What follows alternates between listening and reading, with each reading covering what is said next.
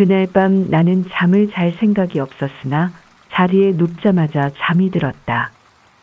꿈속에서 나는 어린 시절의 장면으로 끌려갔다.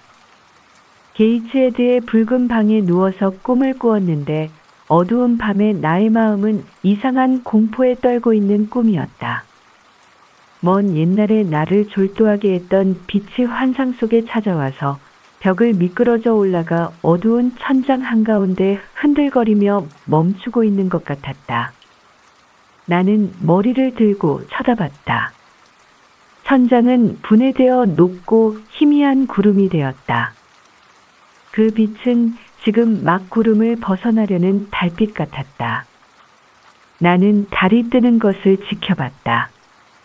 마치 무슨 선언이라도 그 표면에 적혀 있을 것으로 기대하고, 달이 이처럼 구름을 헤치고 나온 일은 일찍이 없었다. 손이 하나 까만 구름 속으로 뻗치더니 구름을 헤치는 것이었다. 그러자 달이 아니고 하얀 인간의 모습이 빛나는 이마를 지상으로 향하고 푸른 하늘에 빛나고 있었다. 그것은 계속 나를 응시하고 있었다. 한해 영혼에 대해서 말을 건넸다.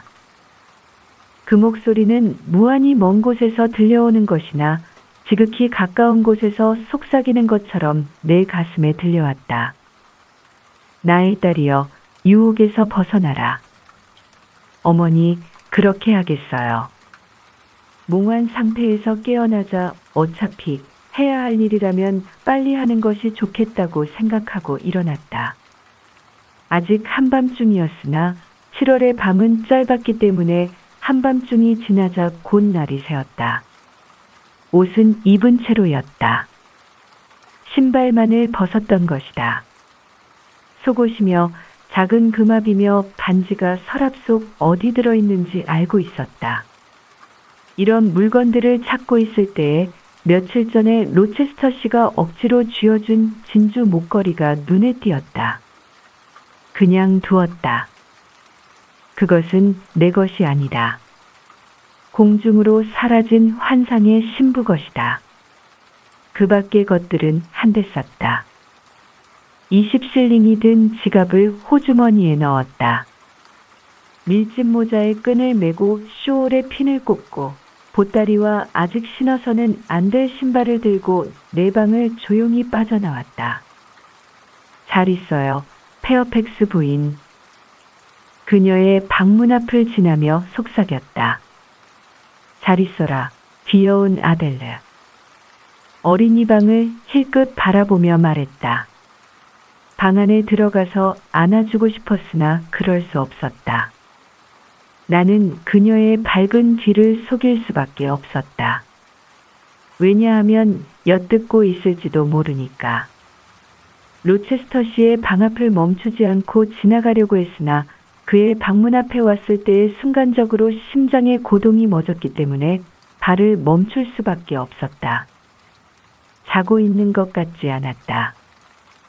방 주인은 초조하게 벽 사이를 왔다 갔다 했는데 내가 귀를 기울이고 있는 동안에도 몇 번이고 한숨을 쉬었다.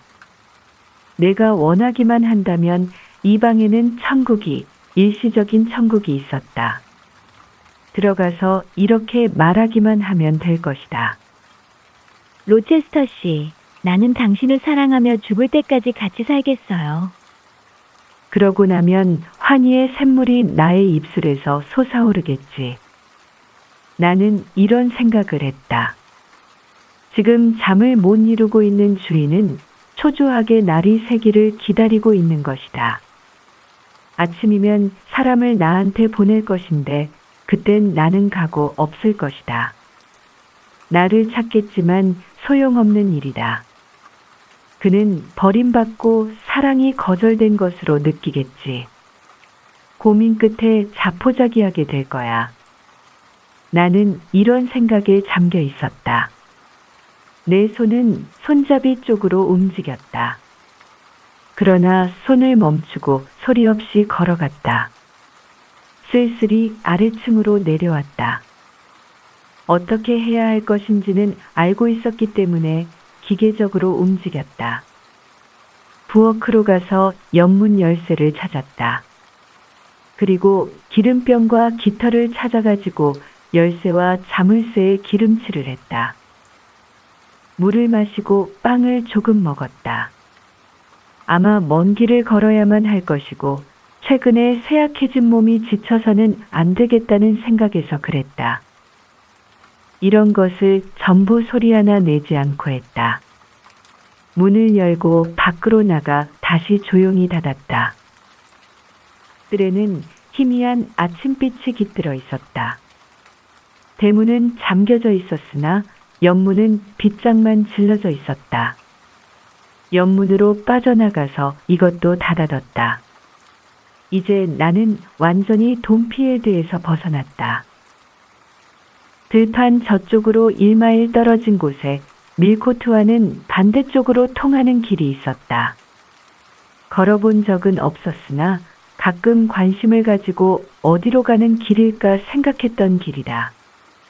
그쪽으로 발길을 옮겼다. 이제 와선 두고두고 생각할 필요가 없었다. 온 길을 되돌아볼 필요도 없거니와 앞길을 바라볼 필요도 없었다. 과거나 미래의 생각을 돌릴 수가 없다. 전자는 감미로운 것인 동시에 슬픈 기록이기 때문에 그 한 줄을 읽어도 용기가 꺾이고 기운이 빠질 것이었다. 후자는 무서운 공백이었다. 무서운 홍수가 휩쓸고 지나간 뒤에 세상 같았다. 해가 솟은 뒤에도 나는 들판과 산울타리와 좁은 길에 언저리를 걷고 있었다. 아름다운 여름 아침이었다고 기억된다. 집을 나올 때 신었던 신발이 곧 이슬에 젖었던 것이 생각난다. 그러나 나는 떠오르는 태양에도 미소 짓는 하늘에도 잠에서 깨어난 대자연에도 눈길을 돌리지 않았다. 아름다운 풍경을 지나서 처형대로 끌려가는 사람은 길가에서 웃음 짓는 꽃 같은 것은 생각하지 않고 단두대와 도끼날과 뼈와 혈관의 절단과 최후에 가서 입을 열고 기다리고 있는 묘혈만을 생각하기 마련이다. 쓸쓸한 도피와 의지할 곳 없는 방랑을 생각했다. 그리고 두고 온 것을 생각했다. 생각하지 않을 수가 없었다.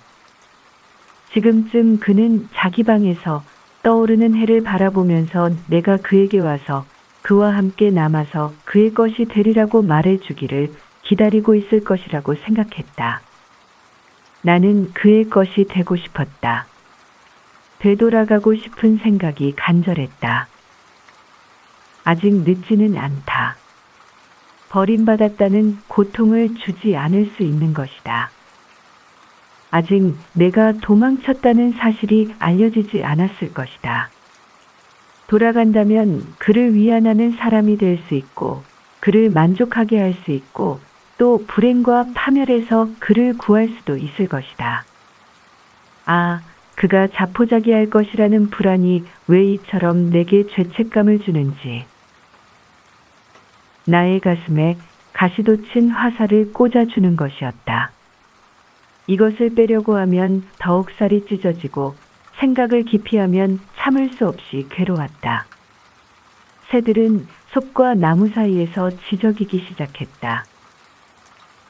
새들은 반려자에 충실했다. 그들은 사랑의 상징이다. 그런데 나는 무엇인가? 아픈 가슴과 도의를 지키려는 피나는 노력에 얽혀서 자신에 대한 혐오를 느꼈다. 자신을 정당화해도 거기에 아무런 위안도 없었다. 자존심에서도 얻는 것이 없었다. 나는 주인을 해치고 상처를 내고 그를 버리고 떠나왔다. 내 눈으로 봐도 자신이 미워졌다. 그러나 돌아갈 수는 없고 한 발짝도 물러날 수는 없었다. 틀림없이 신이 나를 인도해 줄 것이다. 나 자신의 의지와 양심에 대해서 말할 것 같으면 전자는 심한 고통에 의해서 짓밟히고 후자는 질식당하고 있다. 혼자 길을 걸으면서 나는 미친 듯이 울었다.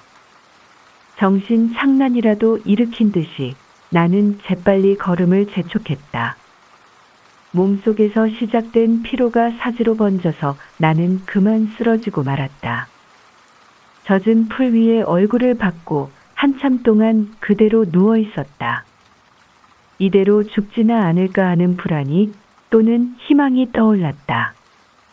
그러나 몸을 일으키고 손과 무릎으로 앞으로 기면서 일어섰다. 열의와 단호한 결심으로 도로로 접어들려고 했다. 거기에 도달하자 나는 생울타리 밑에 주저앉아 휴식을 취했다. 앉아 있노라니까 바퀴 소리가 들려오고 멀리 역마차가 다가오는 것이 보였다. 일어나서 손을 들자 마차는 섰다. 어디까지 가느냐고 행선지를 물었다. 마부는 멀리 떨어진 곳, 아마 로체스터시가 연고자를 갖고 있지 않으리라고 생각되는 고장의 이름을 말했다. 거기까지 차비가 얼마냐고 물었더니 30실링이라고 했다. 20실링밖에 없다고 했더니 그렇게라도 태워주겠다고 했다. 그리고 마차 안은 비어 있으니까 안으로 들어가도 좋다고 했다. 안으로 들어가자 문이 닫히고 마차는 굴러가기 시작했다. 이 책을 읽는 독자들은 그때 내가 느낀 그런 감정을 결코 느끼는 일이 없기를. 내 눈에서 흘린 것과 같이 쏟아지는 타는 듯한 가슴을 찢는 눈물을 당신의 눈에서 흘리는 일이 없기를. 그때 내 입술에서 튀어나온 것과 같은 절망적인 고민의 기도를 신에게 드리는 일이 없기를. 왜냐하면 나처럼 사랑하는 사람의 악의 앞잡이가 되는 것을 두려워하지 않기 위해서. 그 후 이틀이 지났다. 여름 저녁이다. 마부는 나를 위트크로스라고 불리는 곳에 내려놓았다. 내가 낸 돈으로는 그 이상 더 데려다 줄 수 없다는 것이었다. 나는 이 세상에서 한 푼도 가지지 못한 신세가 되었다. 마차는 이미 1마일이나 지나가 버리고 나는 혼자였다. 그때 생각이 난 것인데 안전하다고 믿고 마차 구석에 놓아두었던 보따리를 잊어버리고 내렸던 것이다. 보따리는 그대로 남아있겠지만 나는 이제 완전히 무일푼의 신세가 되었다. 위트크로스는 거리도 아니고 마을도 아니었다. 내 길이 마주치는 곳에 돌기둥이 하나 서 있을 따름이었다. 이것을 하얗게 칠한 것은 먼 곳에서나 어두운 밤에도 잘 보이게 하기 위해서 그랬을 것이다. 돌기둥 꼭대기에는 4개의 방향 지시표가 붙어 있었다. 가장 먼 곳은 20마일 이상이었다. 이들 귀에 익은 거리의 이름에 의해서 지금 내가 내린 곳이 어디라는 것을 알게 됐다. 황야와 땅거미 가진 산에 둘러싸인 북방 쪽의 중앙부라는 것을 알았다. 뒤쪽 양편에도 넓은 황야가 있었고 발밑에 깊은 계곡 저편에는 산맥들이 물결치고 있었다. 통행인이 없는 것으로 봐서 이 근처에는 인구가 적다는 것을 알 수가 있었다. 길은 동서남북으로 하얗고 넓고 쓸쓸하게 뻗어 있었다. 어느 길이나 황야를 가로질렀는데 길 가장자리까지 히이드가 무성해 있었다.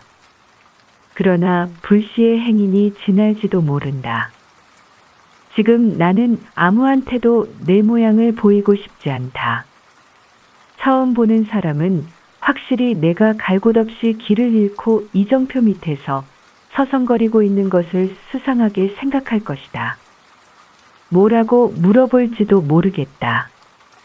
나로서는 믿을 수 없는, 의심을 살 만한 대답밖에는 할 수 없는 입장이다. 지금 나의 형편으로는 인간 사회와 하등의 관련이 없다. 사람들이 있는 곳으로 나를 불러갈 매력도 희망도 없다. 나를 보고 친절한 마음이나 호의를 가질 사람은 아무도 없으리라.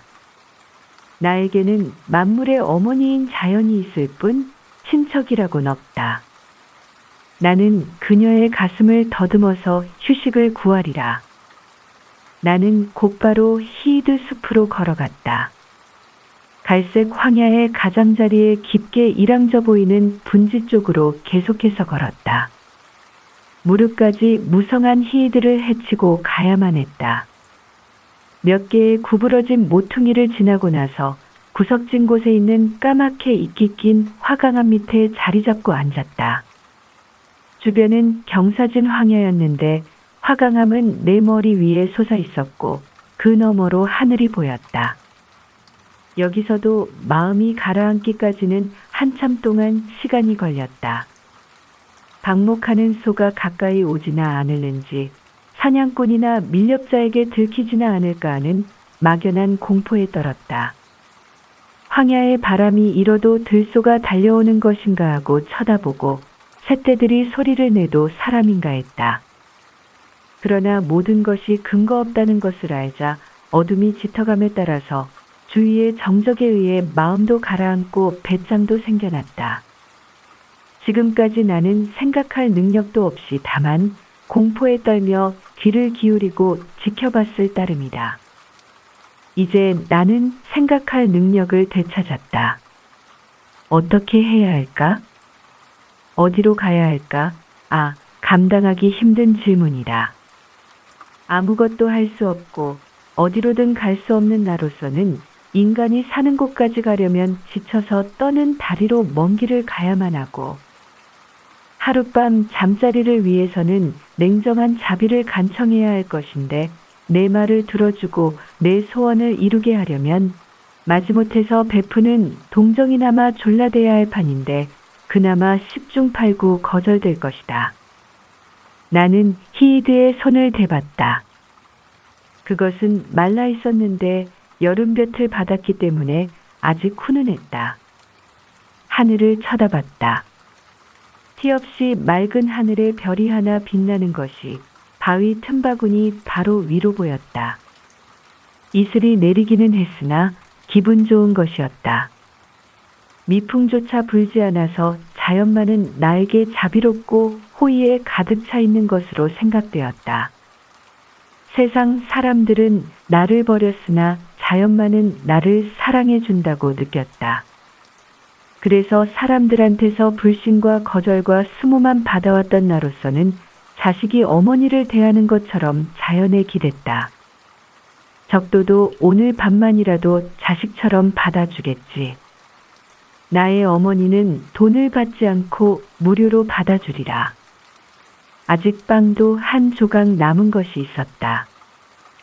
오늘 낮에 통과한 거리에서 잊어버리고 남아있던 최후의 1페니로 사서 먹다 남은 것이다.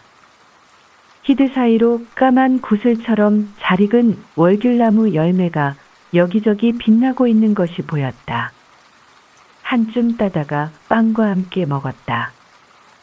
심한 허기증은 은둔자의 식사로 만족스럽지는 못해도 우선 달랠 수가 있었다. 식사를 끝내고 기도를 드리고 나서 잠자리에 들었다. 바위 주변에는 히이드가 무성히 있었다. 그 위에 누운이 발이 덮이고 양쪽에 키가 크게 무성했으므로 실제로 밤에 차고 눅눅한 기운이 침범할 틈은 거의 없었다. 쇼를 두 겹으로 겹쳐서 이불 대신 덮고 이끼가 낀 흙덩이가 베개 구실을 했다. 이런 잠자리에서 자는데 적어도 초저녁에는 추운 줄을 몰랐다. 슬픈 생각만 아니었더라면 휴식은 충분히 만족할 만한 것이었다. 슬픔은 상처난 곳을, 내부의 출혈을 끊어진 줄은 탄식하는 것이었다. 로체스터 씨와 그의 운명을 생각하고 떨며 괴로운 동정심으로 흐느껴 울었다. 끊임없이 그를 사모하면서 날개가 부러진 새처럼 무력하게 그를 찾으려고 헛된 노력을 하면서 부러진 날개를 파닥거렸다. 이런 고통에 지쳐서 나는 일어나 앉아 무릎을 꿇었다. 밤은 깊어가고 별이 떠 있었다. 아무 일도 없는 듯 고요했다.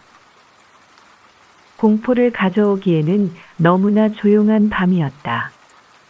우리들은 신이 어느 곳에나 존재하고 있는 것으로 알고 있는데 그 존재가 가장 강렬하게 느껴지는 것은 그의 창조물이 굉장한 모습으로 우리의 눈앞에 전개될 때이다. 우리들이 신의 무한성, 전능, 편재성을 가장 똑똑히 읽을 수 있는 것은 그가 창조한 세계가 침묵 속에 운행되는 구름 없는 밤하늘에서이다. 나는 로체스터씨를 위해서 기도드리려고 무릎을 꿇었다. 얼굴을 들자 눈물 어린 눈에 은하가 커다랗게 보였다. 그렇게 많은 무수한 별들이 희미한 빛을 남기고 공간을 달리는 것을 보고 새삼 신의 권위와 힘을 느낄 수가 있었다. 나는 자신이 만든 것을 구원하는 신의 능력을 굳게 믿었다. 대지는 멸망하는 일이었고 대지에서 자라고 있는 인간도 누구나 멸망하지 않는다는 것을 확신하고 있었다. 나의 기도는 감사로 변했다. 생명의 근원은 영혼의 구원자이기도 하다. 로체스터 씨는 안전할 것이다. 그는 신의 것이며 신은 그를 보호할 것이다. 나는 다시 언덕의 품에 안겨서 곧잠이 들어 슬픔을 잊었다. 그러나 이튿날에는 무서운 결핍이 찾아왔다. 새들이 둥지를 떠난 지 훨씬 뒤에 아침에 긴 그림자가 짧아지고 태양이 대지와 하늘을 가득 채웠을 때 나는 일어나 주위를 살펴봤다. 어쩌면 이렇게 조용하고 훈훈하고 멋진 날씨람. 멀리 펼쳐진 황야는 황금의 사막 그대로다. 어디를 보나 햇볕이다. 그것을 먹고 그것을 쏘이며 살 수만 있다면 좋으련만. 도마뱀이 바위 위로 기어오르는 것이 보이고 벌들이 분주히 월귤나무에서 단꿀을 빨아먹는 것이 보였다. 지금 나는 여기서 충분한 영양분과 영원한 안식처를 가질 수 있는 도마뱀이나 꿀벌이 되었으면 하는 생각이 들었다. 그러나 나는 인간이며 인간의 욕망을 갖고 있다. 그것을 충족시킬 아무것도 없는 곳에 언제까지나 머물러 있을 수는 없었다.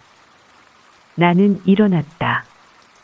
떠난 자리를 돌아봤다. 앞으로 희망이 없는 나로서 바란 것은 이것뿐이었다. 어젯밤 내가 잠이 들었을 때 신이 나의 혼을 빼앗아가는 것이 좋으리라고 생각했더라면 좋았을 텐데. 그리고 이 지친 몸이 죽음으로써 이 이상 운명과 싸울 것을 면하고 이제 조용히 죽어서 평화롭게 황야의 흙이 되었으면 하는 생각이었다. 그러나 생명은 모든 요구, 고통, 책임과 함께 내 마음대로 할 수 없는 것이었다. 무거운 짐은 운반돼야 하고 결핍은 충족돼야 하고 고통은 참아야 하고 책임은 이행돼야 한다. 나는 출발했다. 다시 위트크로스로 가는 길로 접어들자 중천의 높이 솟아 뜨거워진 햇볕을 피해 그늘진 길을 따라갔다. 그 이외의 조건으로 길을 선택할 생각이 없었다. 나는 오랫동안 걸었다. 참을 수 없을 정도로 피로했기 때문에 쉬어도 좋으리라고 생각될 정도로 충분히 걷고 나서 강행군을 늦추고 가까이 보이는 들에 앉아서 심신에 오는 마비 상태에 저항을 못하고 있을 때에 종소리를 들었다. 교회의 종소리였다. 소리나는 쪽으로 머리를 돌렸다. 나는 1시간 이상이나 주위의 광경에 눈길을 돌리지 못했었는데 지금 쳐다보니 낭만적인 구름 사이로 작은 마을과 첨탑이 보였다. 오른쪽의 계곡 전체는 목장과 보리밭과 숲으로 이루어졌는데 반짝이는 물줄기가 짙고 엷은 녹색 들판과 누렇게 익은 보리밭과 검은 숲과 태양이 쬐는 목초지 사이를 꼬불꼬불 돌아서 흐르고 있었다.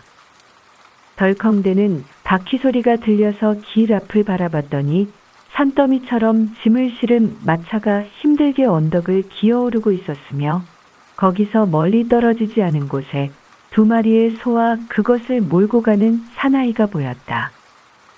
인간 생활과 인간의 노동이 멀지 않은 곳에 있었다.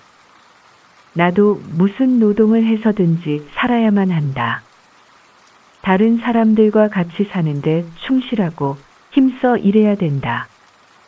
오후 2시쯤 마을에 도착했다. 하나뿐인 골목 뒤쪽의 창가에 빵을 진열해 놓은 작은 가게가 하나 있었다. 그것으로 허기를 면할 수만 있다면 어느 정도 생기를 되찾을 수 있으련만 그렇지 않고서는 앞으로 더 갈 수가 없을 것이다. 인간들 사이에 돌아오게 되자 갑자기 체력과 온기를 되찾고 싶은 생각이 들었다. 마을 한가운데서 굶주림 때문에 정신을 잃는다는 것은 수치스러운 일이라고 느꼈다. 빨과 바꿀 물건을 가진 것이 없을까? 나는 생각해봤다. 목에는 비단 수건을 감고 있고 장갑을 끼고 있었다. 사람들이 극한 상태에 이르면 어떤 일을 하는지 나는 잘 모른다. 그러나 과연 내 물건을 받을지 의문이다. 받지 않겠지만 시도해 볼 수밖에 없었다. 나는 가게로 들어갔다. 여자 혼자 있었다. 점자는 옷차림을 보자 지체가 높은 부인이라고 생각했던지 정중하게 앞으로 다가섰다. 무엇을 드릴까요? 하고 묻는데 나는 부끄러워졌다. 입속에 준비했던 요구가 나오지 않았다. 반쯤 해진 장갑이라든가 주름진 손수건을 참아내 놓을 용기가 생기지 않았다. 쑥스럽게 느껴졌다. 다만 지쳤기 때문에 좀 쉬게 해달라고 부탁했을 뿐이었다. 손님이라고 생각했던 기대에 어긋나자 쌀쌀하게 내 청을 들어주었다. 지시하는 대로 한쪽 좌석에 풀썩 주저앉았다. 울고 싶은 충격이 복받쳤으나 그런 감정을 나타내기엔 장소가 적당치 않다고 생각하고 억지로 참았다. 이 마을에 재봉사라든가 바느질하는 사람이 있을까요? 네, 두세 사람 있어요. 필요한 만큼 있죠. 나는 생각해봤다. 이제 나는 극한 상태에 도달한 것이다. 곤궁과 직면해 있다. 힘도 없고 친구도 없고 돈도 없는 처지다. 무엇이든지 해야만 한다. 그런데 무엇을 할까? 어디서든지 일자리를 구해야만 한다. 이 근처에 하인을 구하는 사람은 없을까요? 글쎄요, 잘 모르겠는데요. 주로 이 고장 사람들은 무슨 일을 하나요? 더러는 밭일을 하고 올리버 씨가 경영하는 바늘 공장이라든가 주물 공장에서 일하는 사람이 태반이지요. 올리버 씨는 여자 종업원도 채용하나요? 아니에요. 남자들이 하는 일이니까요. 그러면 여자들은 무슨 일을 하나요? 잘 모르겠는데요. 이런 일도 하고 저런 일도 하고 하지요. 가난한 사람은 무엇이든 해야 할 테니까요. 그녀는 내 질문을 지겹게 생각하는 것 같았다. 실제로 나에겐 꼬치꼬치 물을 권리가 없었다. 이웃 사람들이 한두 사람 들어왔다. 내가 앉은 의자가 필요할 것 같았다. 나는 가게에서 나왔다. 한 길을 지나면서 좌우쪽 집들을 바라봤으나 어느 한 곳 들어갈 구실도 없었고 동기도 포착할 수가 없었다. 갔다가는 다시 되돌아오곤 하면서 1시간 이상이나 거리를 방황했다. 몹시 지치고 심한 허기증을 느끼면서 옆길로 돌아서 생울타리 밑에 앉았다. 그러나 몇 분 지나지 않아서 일어나 무엇인가 힘이 될 만한 것을, 적어도 이것을 가르쳐 줄 사람을 찾아야만 했다. 골목길 막다른 곳에 아담한 작은 집이 보였는데 정원에는 예쁜 꽃이 만발해 있었다. 나는 그 집 앞에 발을 멈추었다. 무슨 용무가 있기에 하얀 대문에 다가가서 눈이 부신 노크장치에 손을 댄다. 어떻게 이 집 사람들한테 나를 도와주게끔 관심을 가지게 하지.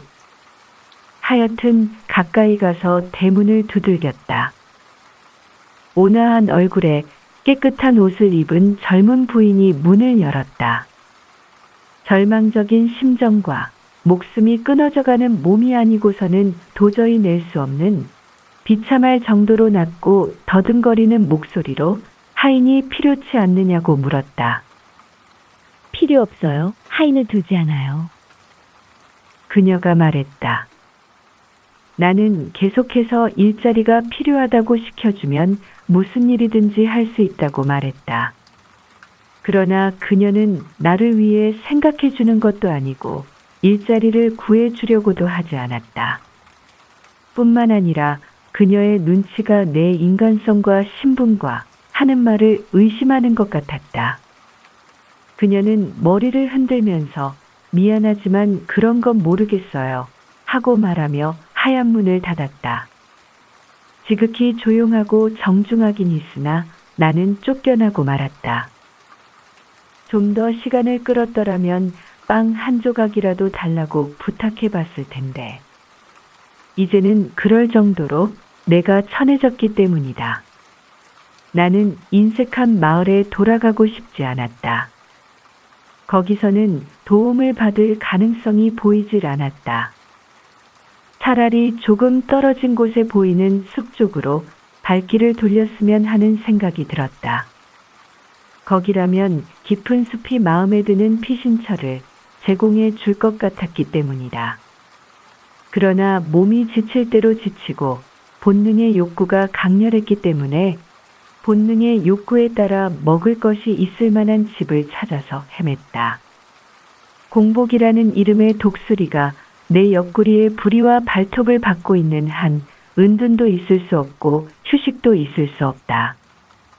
집을 찾아갔다가는 쫓겨나고 다시 찾아갔다가 또 쫓겨나면서 방황했다. 남에게 도움을 청할 입장도 아니고 자기의 고독한 운명에 관심을 기대할 권리가 없다는 의식 때문에 자신에 대한 증오감을 느꼈다. 이렇게 굶주린 개처럼 방황하는 동안에 오후 시간도 많이 지나갔다.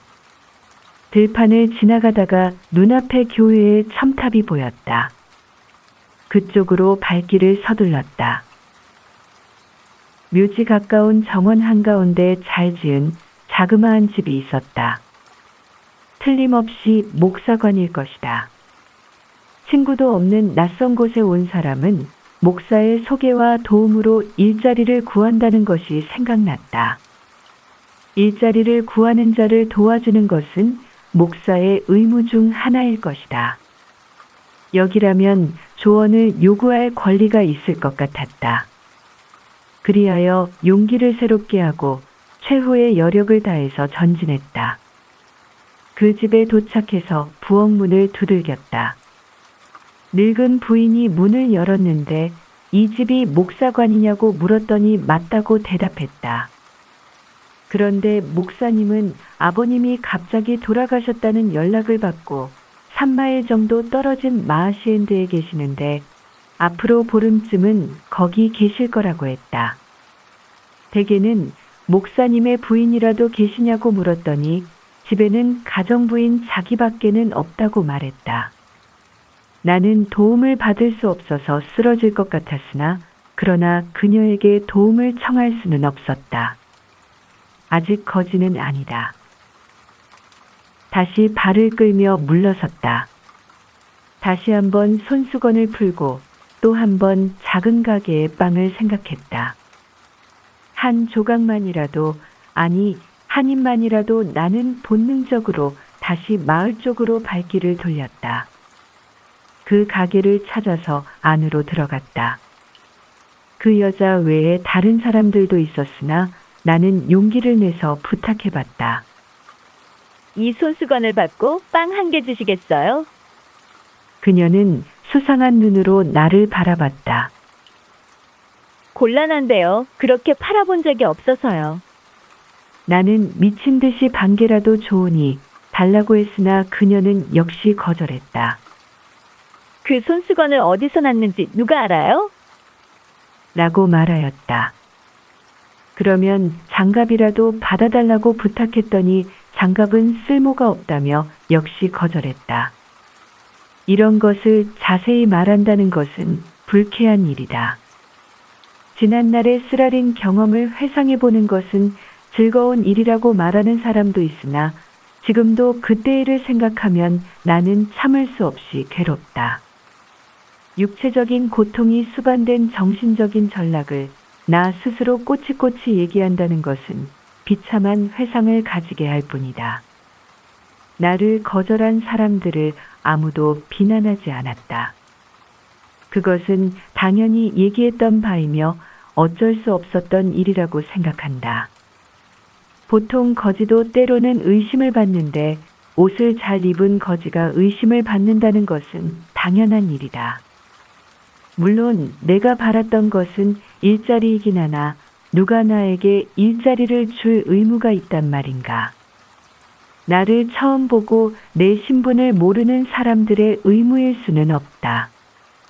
내 손수건을 받고 빵을 주려고 하지 않았던 여자도 그 제안이 기분이 나빴고 손해가 된다고 생각했어도 그것은 그녀의 잘못이 아니다. 이제 이야기를 줄여야겠다. 더 생각하기도 지긋지긋하다. 해가 지기 조금 전에 나는 어떤 농가 앞을 지나고 있었다. 열어놓은 문턱에 농부가 앉아서 치즈를 바른 빵을 먹고 있었다. 나는 걸음을 멈추고 말을 건넸다. 빵 한 조각 주실 수 없습니까? 몹시 배가 고파 그러는데요. 그는 잠깐 놀라서 쳐다보더니 아무 말도 하지 않고 자기 빵을 두툼이 잘라주었다. 나를 거절하기보다는 자기가 먹는 갈색빵을 먹고 싶어하는 괴상한 여자라고 생각했을 것이다. 그 집에서 보이지 않는 곳에 자리 잡고 앉아서 그것을 먹었다. 지붕 밑에서 잔다는 것은 바랄 수 없었기 때문에 앞서 말했던 숲속에서 잠자리를 구했다. 그러나 그날 밤은 고약해서 휴식을 취할 수가 없었다. 땅에는 습기가 있고 공기가 차가웠다. 뿐만 아니라 침입자가 몇 번이나 내 곁을 지나가곤 해서 여러 번 잠자리를 옮겨야만 했다. 안정감이나 안정감을 찾을 수가 없었다. 새벽이 가까워지자 비가 왔다. 이튿날도 비는 하루 종일 내렸다. 독자여. 이튿날 있었던 일에 대해서 자세한 설명을 부탁하지 말아달라. 다만 전날과 같이 일자리를 구했고 전날과 마찬가지로 거절당했고 전날과 마찬가지로 굶주렸다. 단 한 번 입에 먹을 것이 들어갔다. 한 농가에서 소녀가 식은 죽을 돼지우리에 쏟으려는 것을 봤다. 그것을 나에게 줄 수 없느냐고 소녀에게 다가가서 물었다. 소녀가 나를 쳐다보더니 죽을 달라는 여자가 있다고 자기 엄마한테 소리를 쳐서 말했다. 돼지도 별로 좋아하지 않을 거니 거지면 주워버리라고 집안에서 대답하는 소리가 들렸다. 소녀가 죽덩어리를 내 손에 쏟아주자 허겁지겁 나는 먹었다. 비 내리는 황혼이 점점 짙어졌을 때 나는 1시간 이상이나 걷고 있던 쓸쓸한 마차길에서 걸음을 멈추었다. 이제 기운이 다 빠져버렸어. 더는 못 가겠어. 오늘 밤에도 잠자리가 없단 말인가? 비가 이렇게 오는데 차갑게 젖은 땅바닥을 베개 삼아 자야 한단 말인가? 아무도 나를 맞아 주지 않을 테니까 그럴 수밖에 없지. 이토록 굶주리고 기절할 것 같고 춥고 쓸쓸하게 모든 희망이 좌절되다니 생각만 해도 무서워진다. 그러나 이런 상황에서는 아침이 되기 전에 죽게 될 것이다. 왜 내가 죽음과 타협을 하지 못하지? 왜 내가 가치 없는 생명을 유지하려고 이처럼 몸부림치지? 그것은 로체스터 씨가 살아있다는 사실과 굶주림과 추워서 죽는다는 것은 인간 본성으로는 쉽사리 받아들일 수 없다는 것을 알고 있고 또 믿기 때문이다. 오, 신이여. 좀 더 살게 해주소서. 도와주고 나를 인도해주소서. 눈물 어린 나의 시선은 희미하게 안개 낀 풍경을 정처 없이 더듬고 있었다. 마을에서 멀리 떨어진 곳이라고 생각됐다. 마을은 완전히 보이질 않았다. 마을을 둘러싸고 있는 경작지까지도 보이지 않았다. 샛길과 옆길을 지나서 나는 다시 황야 지대로 가까이 갔다. 말할 수 없을 정도로 황폐해서 거의 곡식을 산출하지 못하는 몇 대기의 밭이 나와 어두운 언덕 사이에 놓여 있었다. 사람들이 많이 지나다니는 곳에서 죽기보다는 저기로 가서 죽는 게 낫겠다고 생각을 했다. 그래서 언덕 쪽으로 발길을 옮겼다. 그곳에 닿았다. 이제는 다만 안전하다고까지는 못하더라도 최소한 누워서 몸을 숨길 수 있을 정도의 움푹 파진 곳을 찾는 일만 남았다. 그러나 황야의 표면은 평평해 보였다. 골풀과 이끼가 무성한 늪지대는 파랗고 마른 땅에 히이드만이 자라있는 곳은 까맣게 보였다. 날이 어두워지기 시작했으나 이런 변화는 식별할 수가 있었다. 그러나 해가 지는 데 따라서 빛깔도 희미해졌기 때문에 빛과 그림자로만 구별되었다. 황량한 풍경 속에 꺼져가는 어두운 언덕과 황야의 변두리를 방황하는 나의 눈길은 멀리 습지대와 언덕 사이의 어렴풋한 곳에서 빛이 반짝거리는 것을 보았다.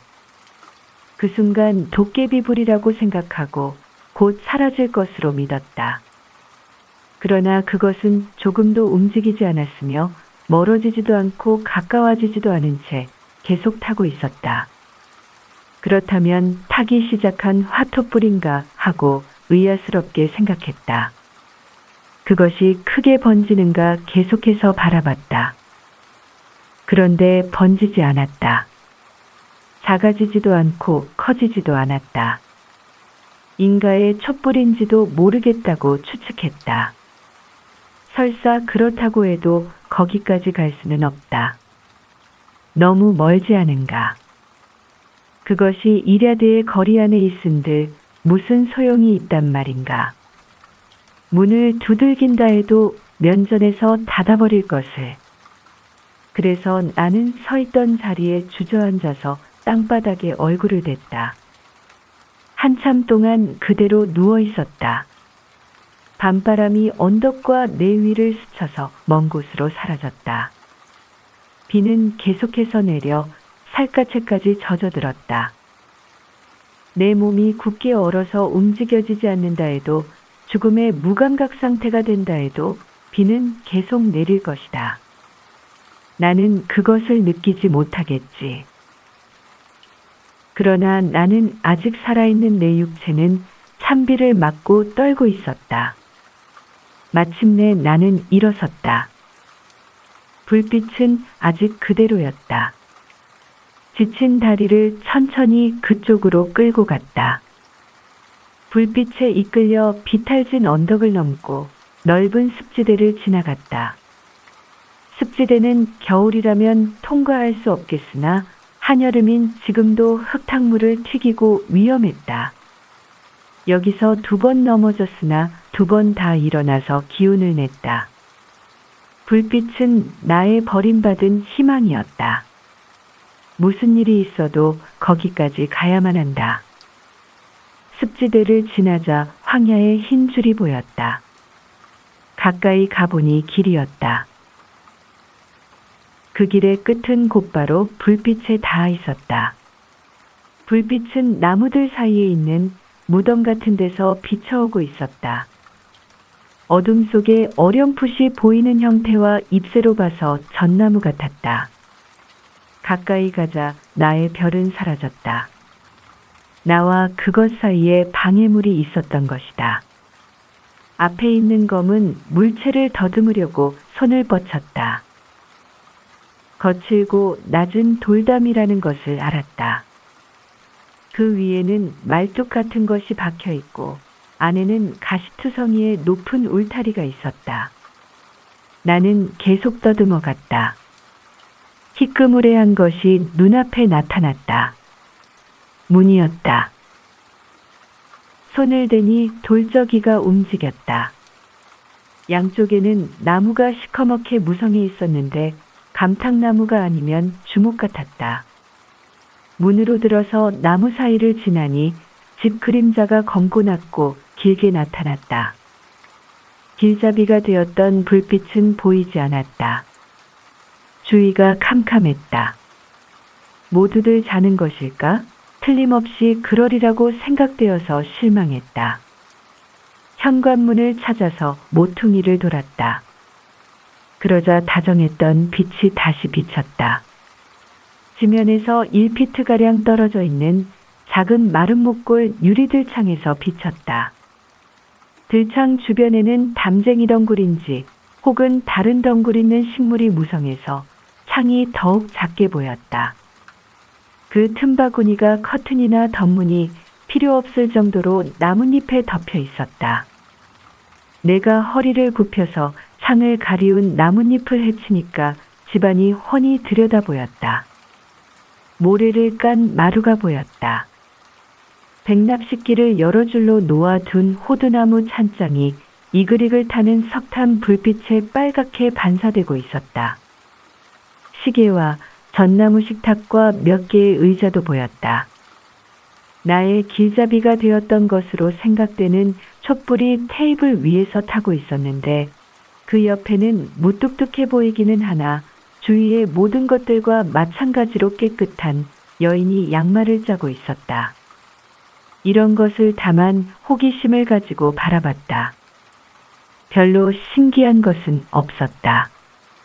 보다 관심을 끈 것은 난로가에서 안락하게 불을 쬐며 앉아있는 사람들이었다. 젊고 우아한 두 여인이었는데 어느 모로 보나 숙녀들이었다.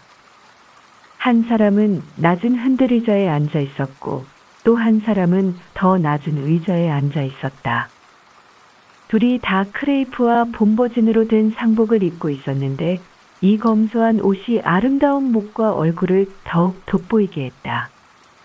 커다란 늙은 포인터가 한 여인의 무릎에 머리를 기대고 있고 또 한 여인의 무릎에는 까만 고양이가 안겨 있었다. 이런 검소한 부엌에 그런 여인들이 있다는 것은 이상한 일이다. 도대체 그들은 누구일까? 테이블 옆에 있는 늙은 부인의 딸들은 아닐 것이다. 늙은이는 시골뜨기 같았는데 젊은 여인들은 정숙하고 교양이 있어 보였다. 그런 얼굴을 나는 일찍이 본 적은 없었으나 자세히 쳐다보니 그들의 얼굴에서 친근감을 느낄 수가 있었다. 그들은 아름답다고는 말할 수 없었다. 아름답다고 하기에는 너무나 얼굴이 창백하고 침통했다. 더구나 머리를 숙이고 책을 읽는 모습이란 엄숙하다고 하리만큼 생각에 잠겨 있었다. 두 사람 사이에 있는 탁자 위에는 또 하나의 촛불과 두툼한 책이 두 권 놓여 있었는데 번역할 때 사전을 찾는 사람처럼 손에 쥔 작은 책과 대조해 보는 것이었다. 이 광경은 모든 사람의 모습은 그림자이고 불이 타고 있는 이 방은 한 폭의 그림처럼 조용했다. 그처럼 조용했기 때문에 벽난로의 받침새에서 석탄재가 떨어지는 소리며 어두운 구석에 있는 시계가 똑딱거리는 소리도 들을 수 있었다. 심지어 늙은 부인이 뜨개질하는 바늘에 부딪히는 소리도 들리는 것 같았다. 이 정도로 조용했으므로 정적을 깨는 목소리가 들렸을 때는 나도 충분히 알아들을 수가 있었다. 이거 봐, 다이아나. 프란츠와 늙은 다니엘이 밤에 같이 있는데 프란츠가 공포에 사로잡혀 눈을 뜨게 됐던 꿈 얘기를 해주는 거야. 자, 들어봐. 하고 책에 정신이 팔렸던 한 사람이 말을 꺼내며 낮은 목소리로 무엇인가 읽었는데 나는 한마디도 알아들을 수 없었다. 프랑스어도 아니고 라틴어도 아닌 내가 알 수 없는 말이었다. 그리스어인지 독일어인지 구별조차 할 수 없었다. 얼굴을 들고 동생이 읽는 것을 듣고 있던 다른 여인은 불을 바라보면서 읽어준 것을 한 줄 한 줄 반복했다. 훗날 나는 그것이 무슨 말이며 무슨 책이라는 것을 알았다. 그러므로 그 문구를 여기 인용하려고 한다. 처음 그것을 들었을 때는 노쇠라도 두들기는 것 같았을 뿐 아무 의미도 전달되지 않았었다. 열중하던 둘은 다시 모두 조용해졌다. 그런 말을 하는 나라도 있나요? 뜨개질을 하던 늙은 부인이 얼굴을 들고 물었다. 그런 나라도 있어, 해너. 영국보다 훨씬 큰 나라야. 거기서는 이 말만 사용해. 어떻게들 서로 알아듣는지 모르겠어요. 아가씨들이 그 나라에 가면 그들이 하는 말을 전부 알아들을 수 있나요? 전부는 몰라도 조금은 알 수 있겠지. 우리들은 해너가 생각하는 것처럼 그렇게 영리하지 못하니까. 우리는 독일 말도 못하고 사전이 없으면 책도 읽을 수 없어. 독일어가 아가씨들에게 무슨 소용이 있나요? 언젠가는 독일어를 가르치려고 그래. 적어도 처음 배우는 사람들에게 기초만이라도 말이야. 그러면 지금보다 훨씬 많은 돈을 벌 수 있을 거야. 그렇겠지요. 그러나 공부는 그만하세요. 오늘 밤에는 충분히 했으니까요. 그렇게 할까? 나는 피곤해졌어. 메어리는? 나도 몹시 피곤해. 결국 사전을 선생으로 삼아 외국어를 배운다는 것은 어려운 일이야. 그래, 더구나 독일어처럼 난해하고 훌륭한 외국어는 말이야. 그런데 세인트 존은 언제 돌아오지? 틀림없이 곧 돌아올 거야. 지금 정각 10시야. 비가 많이 오는데 해너 응접실에 난로불을 좀 봐주겠어? 늙은 부인이 일어나 문을 열었기 때문에 복도가 희미하게 보였다. 곧 이어 안방에서 불길을 돋우는 소리가 나더니 그녀는 다시 되돌아왔다. 아가씨들, 지금 이 시각에 처방에 가는 것은 정말 싫어요. 빈 의자가 구석에 놓여 있는 것이 보기만 해도 쓸쓸해요. 그녀는 앞치마로 눈물을 닦았다. 조금 전만 해도 심각했던 두 소녀는 슬픈 표정을 지었다. 그러나 그분은 여기보다 훨씬 좋은 곳에 가셨어요. 다시 이 세상에 와주시기를 바라서는 안 돼요. 더구나 그렇게 안락하게 돌아가셨으니 더 바랄 것이 없어요. 우리들 얘기를 하지 않았다지. 하고 두 아가씨 중 한 사람이 말했다. 그럴 사이가 없었어요, 아가씨. 아버님은 눈 깜짝할 사이에 돌아가셨어요. 그 전날과 마찬가지로 조금은 괴로워하시는 것 같았으나 대단한 것은 아니었지요. 세인트 존 씨가 아가씨들 중 누구라도 불러오길 원하시느냐고 물었더니 웃으셨어요. 다음 날, 즉 보름 전인데 머리가 무거워서 누웠던 것인데 그대로 깨어나지 못하셨어요. 오빠가 방에 들어갔을 때는 이미 몸이 굳어 있었어요. 아가씨들, 그분이야말로 오랜 가문을 계승한 최후의 어른이었어요. 아가씨들도 세인트 존 도련님도 그분과는 다른 것 같아요. 어머니는 당신들과 같은 점이 많이 있었고 학문도 있었죠. 메어리 아가씨를 꼭 닮으셨지요.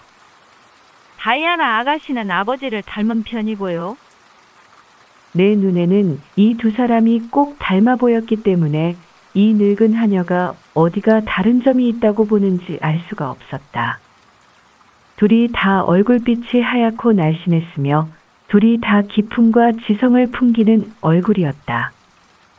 다만 한 사람은 머리 빛깔이 좀 더 검고 따은 것이 조금 달랐다. 메어리의 연한 갈색 머리는 양쪽으로 갈라서 따아져 있었다. 다이아나의 검은 머리채는 굵은 고수머리로 목을 가리웠다. 시계가 10시를 쳤다. 저녁 식사하셔야지요. 세인트 존 도련님도 돌아오시면 시장하실 거예요. 그녀는 식사 준비를 시작했다. 아가씨들도 일어났다. 응접실로 들어가려는 것 같았다. 지금까지 나는 열심히 그들을 지켜보며 그들의 태도와 대화에 흥미를 느끼고 있었기 때문에 나의 비참한 신세도 어느 정도 잊고 있었다. 이제 다시 그 생각이 되살아났다.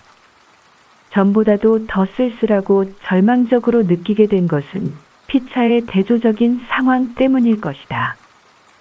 이 집 사람들에게 소리를 질러서 나한테 관심을 가지게 하는 것은, 그리고 내가 굶주려서 고생한다는 것이 진실임을 믿게 한다는 것은, 그리고 방황하고 있는 나에게 휴식처를 마련해 주도록 설득한다는 것은 불가능할 것 같았다. 손으로 입구를 더듬어서 주저하는 마음으로 문을 두들겼을 때 휴식을 구한다는 것은 한낱 환상에 지나지 않는다고 느꼈다. 해너가 문을 열었다. 무슨 용건이지? 손에 든 촛불로 내 얼굴을 비춰보면서 놀라는 목소리로 물었다. 아가씨들에게 드릴 말이 있는데요. 아가씨들에게 드릴 말이 있으면 나한테 해요. 어디서 왔지? 이 고장에 처음 온 사람입니다. 이런 시간에 무슨 용건이지? 헛간이건 어디든 간에 하룻밤만 재워주셨으면 해요. 그리고 먹을 빵을 조금만 주셨으면 합니다. 내가 두려워했던 바 그대로 해너의 얼굴에는 의아해하는 빛이 떠올랐다. 빵은 한 조각 줄 수 있어. 그러나 방랑하는 사람을 재울 수는 없어. 아가씨들에게 한마디만 하게 해줘요. 안 돼. 그럴 수는 없어. 아가씨들이 무엇을 해줄 수 있단 말이야? 이 시간에 방황하는 건 좋지 않아. 하나, 여기서 쫓겨나면 어디로 가지요? 갈 데가 정말 없답니다. 어디로 가야 할지, 어떻게 해야 할지는 자신이 알아서 해야 할 일이야. 다만 나쁜 일만은 하지 마라. 내가 할 말은 그것뿐이야. 여기 1페니를 줄 테니 가지고 가. 1페니 가지고는 먹을 수도 없고 지쳐서 더 걸을 수 없어요. 문을 닫지 말아주세요. 제발 닫지 말아주세요. 비가 들이쳐서 닫아야 해. 아가씨들께 말해줘요. 만나게 해줘요. 절대로 안 돼. 정신이 없는 여자 아냐? 그렇지 않고서야 이렇게 소란을 피울 수가 있어. 빨리 꺼져. 여기서 쫓겨나면 죽을 수밖에 없어요. 죽지는 않아. 뭔가 좋지 않은 일을 꾸미고 있는 거야. 그래서 이런 밤중에 남의 집을 배회하고 있어. 이 근처에 패거리들이 강도라든가 그런 것들이 있으면 이 집에는 우리들뿐만 아니라 남자도 있고 개도 있고 총도 있다고 일러줘. 이렇게 말하면서 정직하긴 하나 융통성 없는 하녀는 문을 닫고 안으로 빗장을 질러버렸다. 이것이 절정이었다. 격렬한 고통으로 마침내 가슴은 찢어지고 물결쳤다. 이제는 정말 지쳐서 한 발짝도 옮겨 놓을 수가 없었다. 나는 비에 젖은 문 앞 계단에 주저앉았다. 신음했다. 두 손을 비틀었다. 그리고 설움이 북받쳐 울었다. 이 죽음의 망령, 공포 속에 다가오는 이 최후의 순간, 이 고독, 인간으로부터의 추방. 투숙할 곳뿐만 아니라 인내가 발아붙일 곳조차 없어졌다. 적어도 잠깐 동안은, 그러나 나는 이것을 되찾으려고 노력했다. 죽는 길밖에 없다. 그런데 나는 신을 믿어왔어. 이제 조용히 신의 뜻을 기다려야지. 그런 말을 머릿속으로만 생각한 것이 아니라 실제로 입 밖에 냈다.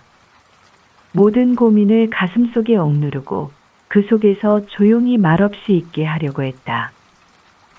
사람은 누구나 죽어야 하지만 당신이 여기서 굶어 죽는다면 그것은 질질 끄는 천명을 다하지 못한 죽음이 되는데 이렇게 죽는 것이 모든 사람의 운명은 아니요. 하는 소리가 바로 옆에서 들려왔다. 그런 말씀을 하시는 건 누구세요? 뜻하지 않은 목소리에 놀라서 나는 물었다. 어떤 일이 생겨도 구원의 희망을 가질 수 없는 내 신세였다. 사람 그림자가 옆에 있었다. 어떤 사람의 그림자인지 캄캄한 밤인데다 내 시력이 쇠약해져서 분간할 수가 없었다. 새로 나타난 사람은 요란스럽게 문을 두들겼다. 세인트 존 도련님이신가요? 그래요. 빨리 문을 열어요. 이런 고약한 밤에 비에 젖고 얼마나 추우시겠어요? 들어오세요. 아가씨들이 얼마나 걱정을 하고 있다고요. 그리고 근처에 악당들이 배회하고 있답니다. 아까만 해도 여자 거지가 왔었어요. 아니, 아직 안 갔네. 저기 누워 있군요. 이 염치 없는 거사, 가지 못해? 조용히 해요, 해너. 이 여자에게 할 말이 있어. 이 여자를 내쫓는 것으로 해너 임무를 다했으니까. 이번에는 내가 안으로 들여보내는 것으로 내 임무를 하게 해줘. 나는 밖에서 해너가 하는 말도 듣고 이 여자가 하는 말도 다 들었어. 각별한 사정이 있을 거야. 알아봐야겠어. 자, 일어나서 안으로 들어가요. 있는 힘을 다해서 나는 겨우 그가 시키는 대로 할 수 있었다. 곧 나는 그 깨끗하고 밝은 부엌으로 들어가서 바로 난로 옆에 섰다. 떨리며 현기증을 느끼면서 자신이 극도로 창백해지고 비바람에 지쳤다는 것을 의식했다. 두 아가씨와 그들의 오빠인 세인트 존과 늙은 하녀가 모두들 나를 쳐다봤다. 세인트 존. 이 사람은 누구예요? 누군가가 묻는 소리가 들렸다. 모르겠어. 문 밖에서 만났어. 그의 대답이었다. 얼굴이 창백해요. 흙빛이나 죽은 사람 얼굴같이 창백해요.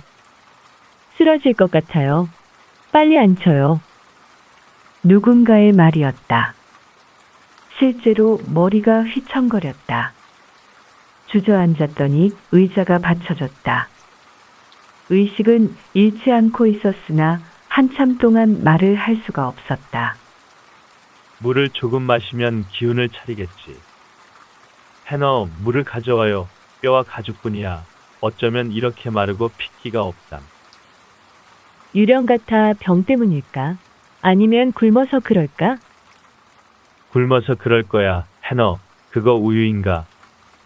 이리 줘요. 그리고 빵을 조금. 다이아나는 빵을 잘라서 우유에 담갔다가 내 입에 넣어 주었다. 그녀의 얼굴은 내 얼굴에 가까이 있었다. 거기에는 연민의 정이 보였으며 가쁜 숨소리에는 동정이 서려 있었다. 그녀가 무심코 한 말에도 같은 정이 담겨 있었다. 메어리도 어서 먹어보라고 다정하게 말했다. 그러고 나서 내 모자를 벗기고 머리를 쳐들어줬다. 나는 그들이 주는 것을 처음에는 기운 없이, 그러고는 허겁지겁 먹었다.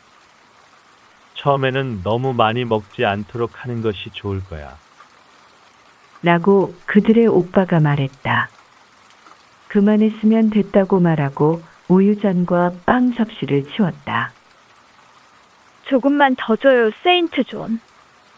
먹고 싶어 하는 눈을 봐요. 지금 더 주면 안 돼. 이젠 말할 수 있는가 봐. 이름을 물어봐. 입이 열릴 것 같아서 대답했다. 저의 이름은 제인 엘리어트입니다. 발각되는 것이 두려워서 가명을 쓸 생각을 하고 있었다. 어디 살고 있으며 친구들은 어디 있어요? 나는 가만히 있었다. 아는 사람을 불러줄까요? 나는 옆으로 머리를 흔들었다. 자신의 처지에 대해 얘기해 줄 수 있겠소. 일단 내가 이 집에 들어온 이상, 그리고 이 집 사람들과 얼굴을 맞댄 이상, 이제는 추방된 자도 아니고 방랑자도 아니고 넓은 세상에서 버림받은 것도 아닌 것 같은 생각이 들었다. 그래서 거지 같은 행색을 집어치우고 본래의 태도와 성격으로 돌아가기로 했다. 다시 한번 자신의 처지를 생각하고 세인트 존이 설명을 요구할 때 당장에 대답하기에는 너무 지쳤기 때문에 약간의 간격을 두고 말했다. 오늘 밤에는 자세한 것을 다 얘기할 수 없어요. 그렇다면 내가 뭘 해주기를 바라나요? 그가 물었다.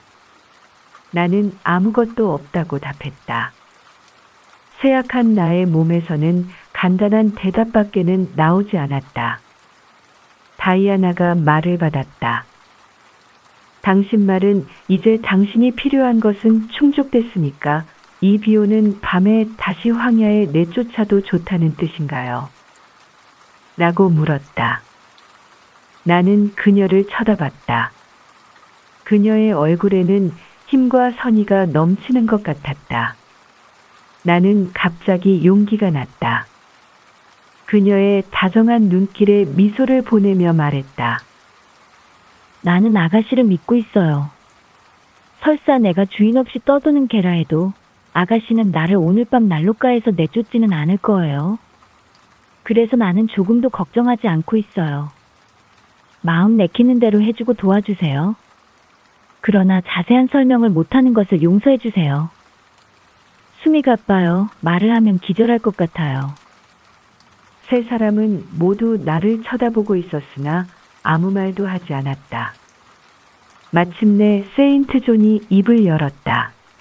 해너를 향해서는 조금 있다가 나에게 우유와 빵을 조금 더 주도록 하라고 말하고 여동생들에게는 거실로 가서 나에 대해서 의논을 해보자고 했다. 그들은 물러났다. 조금 있다가 한 아가씨가 되돌아왔는데 누군지는 알 수 없었다. 아늑한 난로 앞에 앉아 있으니 노곤한 현기증이 엄습해왔다. 그녀는 낮은 목소리로 무엇인가 해너에게 지시를 했다. 하녀의 도움으로 나는 겨우 2층으로 올라갈 수 있었다. 비에 젖은 옷은 벗겨지고 곧 따뜻하고 물기 없는 침대가 나를 맞아 주었다. 나는 신에게 감사하고 기진맥진한 가운데 은총의 기쁨을 맛보면서 잠이 들었다.